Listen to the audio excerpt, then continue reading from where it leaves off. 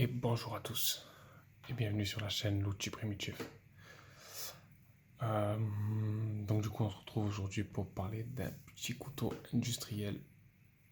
Donc on a fait un couteau d'artisan, un couteau Indus qui valait une centaine d'euros. Et là on va passer sur un couteau d'artisan low cost. D'ailleurs un de mes favoris en EDC. D'où le fait que je vous ai fait un petit kit d'essai vite fait comme ça pour démarrer la vidéo. Avec une vape, bon. C'est des pesos cubains mais bon. Voilà, hein, c'est juste pour le petit setup de début de vidéo. Hop, on va lever tout ça. Hop là. Et aujourd'hui, on va parler de ce petit couteau chinois que j'aime énormément. Hop, donc on est sur un petit couteau de chez SRM. Donc Sanremo, aussi appelé Land, aussi, bon, ils ont eu pas mal de noms. Du moins, ils sont vendus sous pas mal de noms. Alors après, est-ce que c'est différentes sociétés qui appartiennent au même groupe ou pas? Je sais pas. Et franchement, de toute façon, on ne saura jamais vraiment sans aller là-bas. Mais en l'occurrence, ils font d'excellents couteaux low cost. Donc là, on est sur un couteau, donc c'est le SRM 9201 en biloc. Il y a énormément de versions de ce couteau. Si vous allez sur la Tourangelle, ils ont déjà pas mal de versions. Donc là, en l'occurrence, c'est vraiment la version entrée de gamme, la version low cost.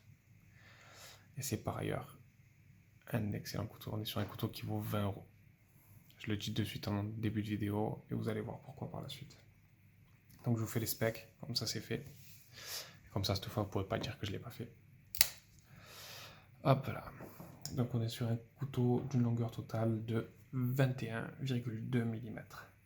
On a un manche de 12,3 mm, de 12,3 cm, pardon, et une lame de 8,9 avec un tranchant de 8 cm. 8,2 cm, pardon. Voilà, vous perdez un peu avec ce petit encoche. Au niveau de l'ouverture, donc on est sur un sum hole, donc une ouverture par trou. Hop là. Au niveau du système de blocage, donc on est sur un ambi-lock qui en fait est un axis lock comme chez Benchmade, mais bon. Hein, voilà, chacun y va de son nom. Épaisseur de lame 3 mm et au niveau du poids, alors ils disent 96 grammes ou 95 grammes selon les sites. Sincèrement, pour l'avoir en main, il fait moins. Faut vraiment que j'achète une petite balance pour les peser avant les vidéos. Mais je suis sûr à 100%. Alors, on va laisser une petite marge d'erreur. Je suis sûr à 90% que ce couteau il fait moins de 96 grammes. Mais bon, à vérifier. Au niveau de la lame, donc comme on est sur le modèle d'entrée de gamme, on est sur du 8CR13 MOV et du FRN. À savoir que ce couteau il existe également avec une finition donc en G10 avec une lame en D2 ou avec une finition en bicarta et une lame en 9CR19 B5 ABCD EFGHI. Voilà. Hein, un acier, bon.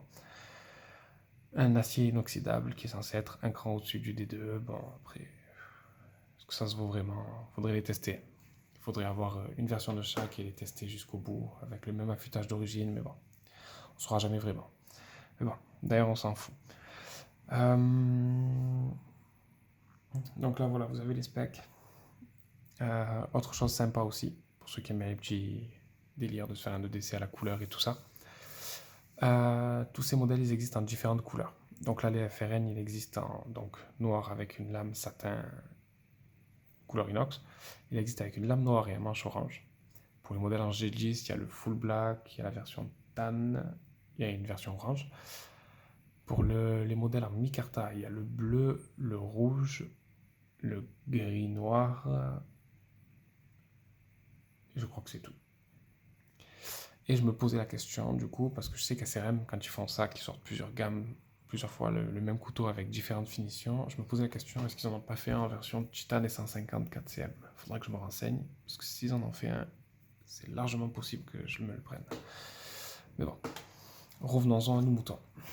Donc le couteau en question du jour. Donc au niveau de la forme de lame, on est sur une forme de lame, donc c'est un peu comme pour le Boker Frelon dont je vous parlais dans la précédente vidéo.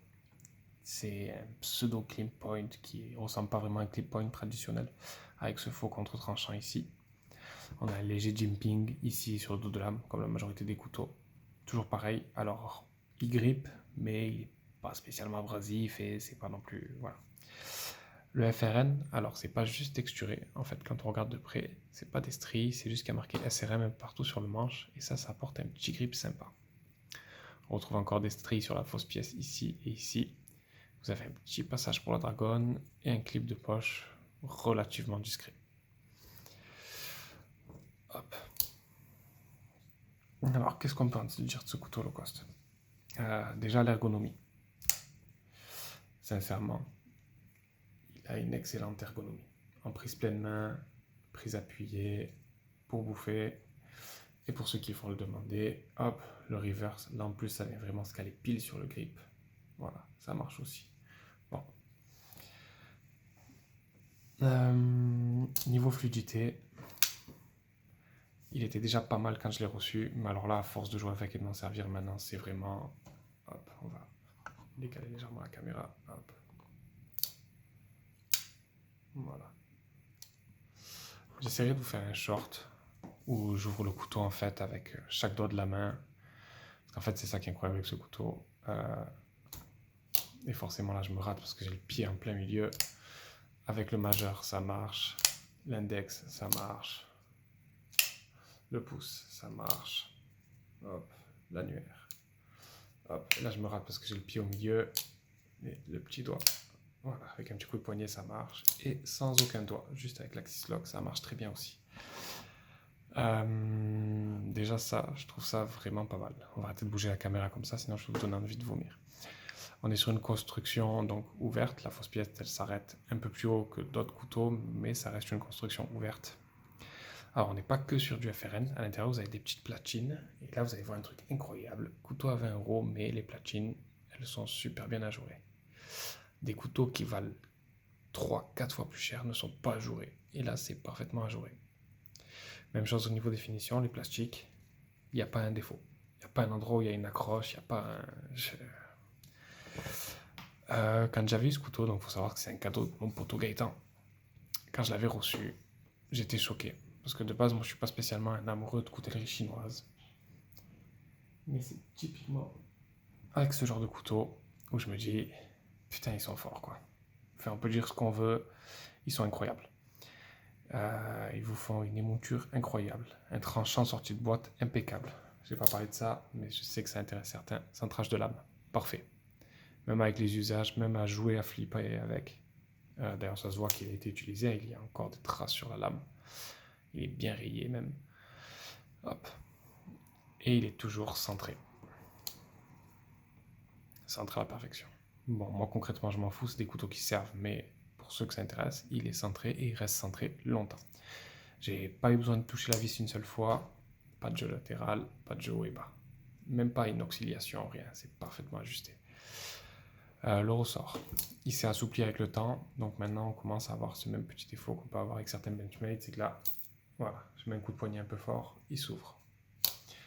Bon après moi j'ai une façon de le caler dans la poche qui fait que il bouge pas. Hop, pour donner une idée de la discrétion pour le clip, tac, si je fais ça, voilà, vous avez ça de couteau qui dépasse. Et si vous mettez une dragonne, donc vous aurez aussi la dragonne. Je l'ai porté avec et sans dragonne, et au final, je le préfère sans dragonne, celui-là. Question de tranchant, il est arrivé incroyablement rasoir. Et malgré le fait de m'en servir régulièrement, alors celui-là, je vous le dis tout de suite, il a touché de la céramique, il a touché les petites aiguiseurs diamantées, et il a touché le cuir. Parce que franchement, je l'ai émoussé, j'ai éclaté je sais pas combien de cartons avec. Plus de la bouffe. Hop, d'ailleurs là je pense qu'il y aura peut-être besoin d'un petit coup. Voilà, il faut que je m'y prenne correctement. Si je m'y prends mal, ça marche pas. Voilà. Que dire d'autre? On va faire une petite comparaison de taille pour vous donner une idée. Ce sera peut-être un peu plus explicite. Alors je vais prendre peut-être plus des couteaux dans la même idée, dans le sens couteau pas cher. Donc on va prendre comme à chaque vidéo le classique, le petit Opinel. Hop, donc là on a un petit numéro 9. Carbone. Voilà, dans le même type d'encombrement qu'un Opinel numéro 9 carbone. Hop, on va prendre la guiole pas français. Oui, je sais, c'est pas bien, mais bon, c'est pas grave. J'en ai quelques-uns comme beaucoup de collectionneurs. On est à peu près dans le même gabarit. Voilà, je pense que ça vous donnera une petite idée.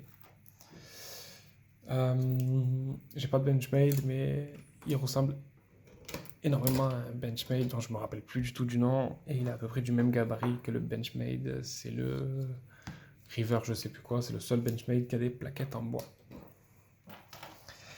Alors il s'émousse, hein, forcément en 3 jours, moi j'ai tué le tranchant. Au travail, je coupe énormément de cartons, énormément de petites lanières en plastique et ce genre de choses. Mais par contre, je le réaffûte sincèrement en 2 minutes 32. Je l'ai affûté juste avec de la céramique, j'ai passé quoi, une dizaine de minutes pour le remettre rasoir. Je l'ai passé au cuir, il est coupé net. Bon, après, moi, je suis pas un. Comment vous dire? J'ai pas besoin d'un tranchant qui arrive à couper la feuille de papier droite. Du moment qu'il rase les poils, qu'il coupe le papier comme je l'ai fait tout à l'heure, ça me va. Je trouve que ça suffit largement pour le quotidien. Mais ça m'arrive des fois de m'amuser à faire en sorte que le tranchant soit plus poussé que ça. Comparaison de taille, ben, on va mettre hop, le petit stylo, tac, et ce petit briquet de tempête que j'aime beaucoup à double foyer. Hop, il va falloir que je recharge le gaz. Tac.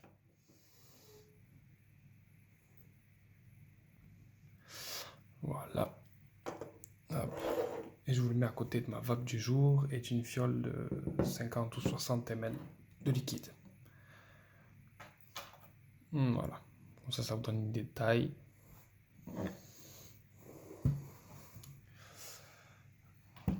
Il est sincèrement super léger. L'avantage d'avoir cette longueur de tranchant de presque 9 cm, c'est que il est hyper polyvalent. Il s'en sort bien pour la bouffe, pour les petits travaux. Toujours pareil, urbain et rural, ça marche. En plus, l'Ambilock, et qui est l'Axis Lock, l'avantage c'est que c'est hyper polyvalent comme lock. C'est suffisamment solide pour aller tailler un petit bout de bois et tout ça. Bon, c'est encore en dessous d'un trial lock, mais sincèrement, c'est vraiment quand je vois ce genre de couteau chinois que je me dis que je comprends que malgré tout, ils sont aussi populaires. J'ai une préférence pour les couteaux français de base. J'aime beaucoup les couteaux européens et américains. Mais quand je vois ce genre de produit, on peut dire ce qu'on veut, les Chinois ils sont très forts du moment qu'ils ont décidé de faire quelque chose avec un bon rapport qualité-prix, ils sont au-dessus du marché. Il faut leur reconnaître ça. Le design il est très bien, le gabarit il est top, le poids il est incroyable, les finitions pour le prix, franchement. Je peux pas vous dire autre chose que ça, hein, mais si vous avez 20 balles à jeter dans un couteau, vous savez pas trop quoi prendre, franchement prenez ça. Ça vaut largement le billet bleu que vous allez mettre dedans. Je recommande énormément ce couteau et sincèrement de tous les couteaux low cost que j'ai testés, c'est un des meilleurs. C'est celui en fait avec lequel j'hésitais. Quand j'ai fait la présentation du Ontario à 15 €, j'hésitais vachement avec celui-là. Au final j'ai choisi l'Ontario, mais sincèrement je préfère celui-là. Et je me suis plus servi de celui-là que du Ontario. En fait de base, en termes de design, je préfère les pompes arrière, les clips trombone, donc c'est censé être le Ontario que je préfère. Mais au final, au quotidien, l'utilisation, c'est celui-là. Et j'en suis à un stade, en fait, où au final, je commence à même préférer le design de celui-là que celui du Ontario. Je sais pas si ça vous fait ça des fois, à force de vous servir d'un couteau, au final, vous l'aimez de plus en plus. J'adorais les deux.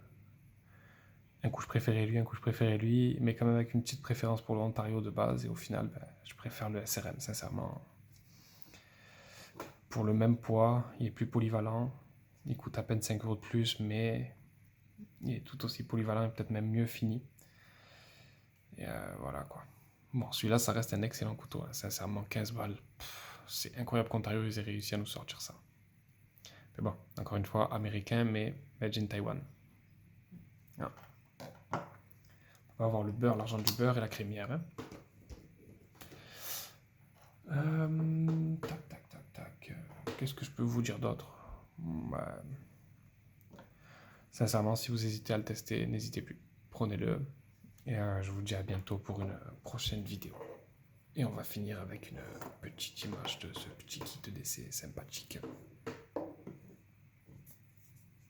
On va faire ça comme ça.